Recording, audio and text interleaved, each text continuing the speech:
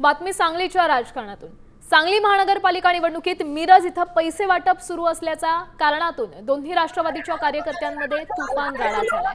अजित पवारांच्या राष्ट्रवादीचे आमदार इंद्रिस नाईकवाडी यांचा मुलगा प्रभाग 20 मधून निवडणूक लढवतोय। त्यांच्याकडून निवडणुकीत मतदारांना पैसे वाटप करण्यात येत असल्याचा आरोप शरद पवारांच्या राष्ट्रवादीने केलाय। मिरजेतल्या जवाहर चौक येथील आमदार इंद्रिस नाईकवाडी यांच्या घरासमोर दोन्ही राष्ट्रवादीचे कार्यकर्ते आमने सामने आलेत आणि वादावादीचा हा सगळा प्रकार घडला।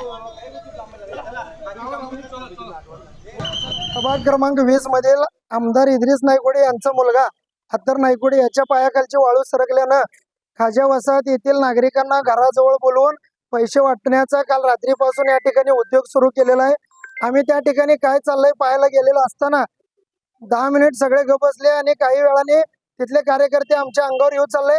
निवडणूक विभाग, पोलीस प्रशासन त्यांना आमदार असल्यामुळे पाठीशी घालते काय असं प्रश्न सर्वसामान्य जनता आणि आम्ही उमेदवार म्हणून आम्हाला स्वतःला पडत आहे।